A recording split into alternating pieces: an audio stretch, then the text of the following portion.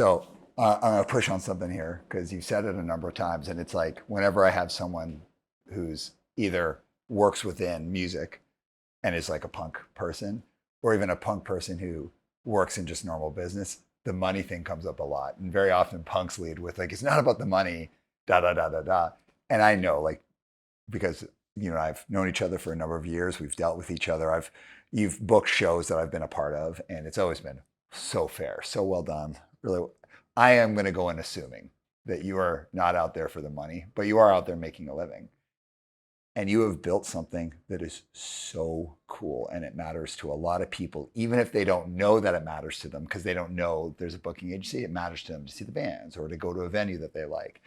So around like the building a business side of it, how have you done that and also kind of like kept to that ethical code, like the thing that matters to you? Boundaries and being able, and I wish I'd figured this out in being in my younger years of understanding that sometimes you have to say no to things that you're not going to break your code or you're not going to and and just standing with that. And I think that's like what punk and hardcore taught me was not being afraid to just say, no, I'm not doing that. No, I'm not going to do that. I'm not going there. I'm not going to. And, uh, I make my money based upon what I get my bands paid. It is a commission based, percentage based. So if I get them a lot of money, I make a lot of money. But I only make the money for what they get for performing, not their merch money, which is really what a band a lot of the times you look the expenses of touring, whether they have a small crew, big crew, the money they make for performing really covers getting from show to show and paying a crew or whatever. The real money comes from their merch sales on a working band, like a regular working touring band.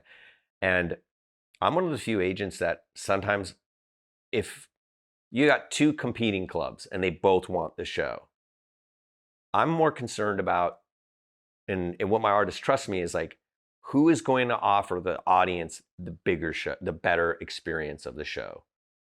And sometimes it's the club offering more money is not offering the experience that the working club is going to offer. And some agents will just go, yeah, but I don't make any money on the cool show. I make money on the business show. I always go for the cool show because our whole thing is about creating moments for the fans and for the band. We let our artists know, hey, here's Club A is offering you 2,500 to play. Club B is offering you 1,800. But you know what? This venue is like the scene venue. This is the venue where your fan base is going to. And I think we're going to have more people and you're going to make more money on your merch because there's going to be more people to see. They're going to be stoked. They'll still go see you at Club A, but there's a lot of formalities, overpriced drinks, even water's $5. Here's the cool club, and it's got the same production value. I think we should go with this. And my artists are always like, that's why we hired you. And it's kind of a no-no, especially when you deal with the more bigger agencies, because they're like, you just penalized yourself the possibility of making money. But it's like, yeah, but it's not about me. It's about the band and the fans' experience. Like, I'll take that risk. Maybe, and you could end up making more money on the more fan-based, community-based show. And I can't compromise on that. Like, yeah, I've got bills to pay. I've got, I do this for a living. But integrity counts, and these people, they hire me for that because one of the things is they're like, dude, you're a veteran. You've been through this all, but I always give my client the chance to say yes or no to anything. I don't 100% make the decision. I have a few bands like Negative Approach. Those guys don't give me, they're just like, just tell us where we're playing and what we're getting paid. They 100%, like, they're the easiest guys, and you would think they would be more hardline about stuff, no, they 100% trust me.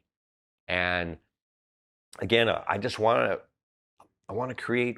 Negative Approach just did a show on 4th of July in El Paso for a guarantee far, far, far less than they would do in a regular club. But it was a holiday show. It was a DIY show run by kids in a art space.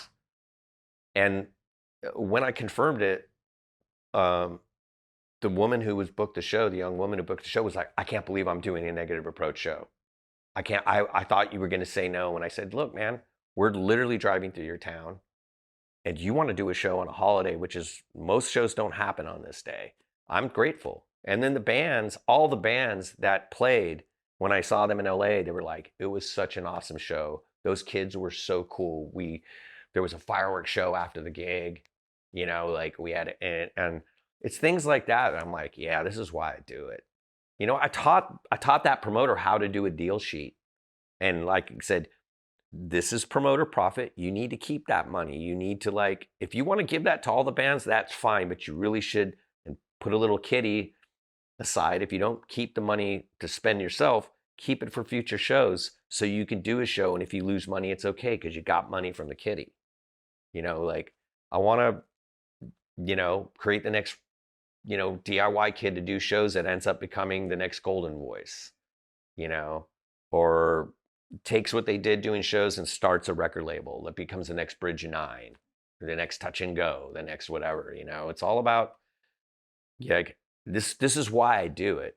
It's great to be able to get a phone call from a festival and says, hey, Ron, we want X band play. We're going to pay them X amount of money, and go, done, hang up and go, wow, I just made X percent. Those are cool too, but that's not why I did it. I didn't go, man, I hope one day I can put a band on Riot Fest or the Warped Tour or something like that. I just wanted to keep feeding into this thing that means so much to us, and that's my contribution to it.